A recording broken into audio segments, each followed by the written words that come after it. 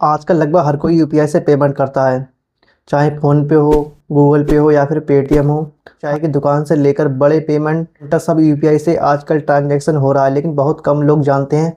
अगर आपके अकाउंट से ज़्यादा यूपीआई ट्रांजैक्शन होने लगते हैं तो आप पर इनकम टैक्स वालों की नज़र पड़ सकती है। कई लोगों के मन में ये सवाल होता है कि एक दिन में हम यूपीआई से कितने पैसे ट्रांसफ़र कर सकते हैं, कितने रुपए ट्रांसफ़र करने से इनकम टैक्स पॉलिसी के खिलाफ नहीं होगा, हमको टैक्स नहीं देना पड़ेगा, क्या दोस्तों को पैसे देना रिस्की हो सकता है। आज की इस वीडियो में हम यूपीआई लिमिट के बारे में और इनकम टैक्स रूल के बारे में पूरी डिटेल में जानकारी देने वाले हैं। आसान भाषा में समझाएंगे आपको। सबसे पहले बात करते हैं यूपीआई ट्रांजैक्शन लिमिट की। भारत में ज़्यादातर लोग यूपीआई ट्रांजैक्शन से ही पैसे दोस्तों किसी को भी देते हैं या फिर लेते हैं।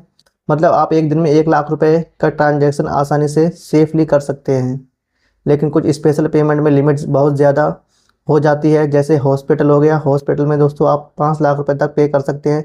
वहीं आप एजुकेशन कॉलेज में फ़ीस पे करनी है तो भी आप 5 लाख रुपए तक एक दिन में आराम से कर सकते हैं, कोई टैक्स नहीं लगेगा।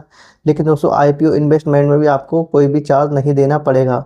लेकिन दोस्तों नॉर्मल यूज के लिए आपको 1 लाख रुपए की लिमिट आसान में मिलती है। लेकिन दोस्तों अगर आप इससे ज़्यादा यूज करते हैं तो आपको इनकम टैक्स वाले नोटिस भेज सकते हैं। कुछ बैंक में पर ट्रांजैक्शन लिमिट 20,000 से लेकर 50,000 रुपये एक दिन की लिमिट होती है। लेकिन कुछ बैंक में 1 लाख रुपए तक की आपको लिमिट मिलती है। यह आपके बैंक पर हमेशा डिपेंड करता है। अब सबसे ज़रूरी बात जान लें, क्या income tax department UPI transaction को देखता है या नहीं देखता है। असल में इनकम टैक्स डिपार्टमेंट सीधे आपके यूपीआई अकाउंट को नहीं देखता है, लेकिन बैंक अकाउंट को ज़रूर वो मॉनिटर करता रहता है। अगर आपके अकाउंट में बहुत ज़्यादा पैसे कहीं से आ गए या आपने बहुत ज़्यादा ट्रांजैक्शन कर दिया है तो बैंक आपकी इस इन्फॉर्मेशन को इनकम टैक्स डिपार्टमेंट को दे सकता है। कुछ सिचुएशन में प्रॉब्लम हो सकती है, जैसे अगर एक साल में 10 लाख रुपए से ज़्यादा आपने ट्रांजैक्शन कर दिया तो आपको इनकम टैक्स वाले नोटिस भेज सकते हैं। अगर आपके अकाउंट में अचानक बहुत बड़ा ट्रांजैक्शन आने लगे, अगर आपकी इनकम कम है और उसमें ज़्यादा इनकम से ज़्यादा ट्रांजैक्शन आए तब भी आपको नोटिस मिल सकता है। ऐसी स्थिति में दोस्तों इनकम टैक्स नोटिस आपके खाते पे आ सकता है। बात करते हैं कौन से ट्रांजैक्शन सेफ़ हैं। अब सवाल आता है कौन से यूपीआई ट्रांजैक्शन बिल्कुल सेफ़ हैं।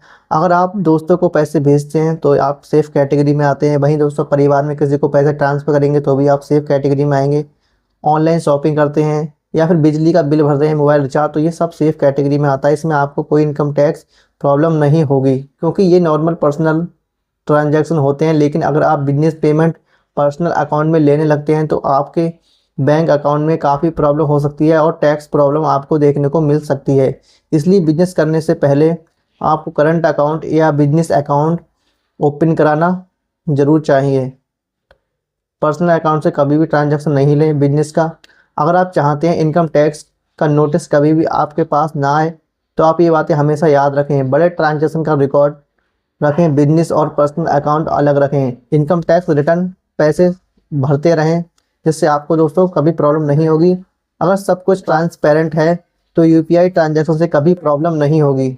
यूपीआई ने पेमेंट को बहुत आसान बना दिया है, लेकिन रूल्स फॉलो करना भी बहुत ज़्यादा ज़रूरी होता है। अगर आपको बैंकिंग, यूपीआई, फाइनेंस और ऐसी कैटेगरी से रिलेटेड वीडियो की जानकारी चाहिए तो इस चैनल को सब्सक्राइब कर लें और वीडियो को लाइक करें। और आपके मन में कोई सवाल है तो कमेंट करके ज़रूर बताएं, मैं आपके कमेंट का जवाब ज़रूर दूंगा।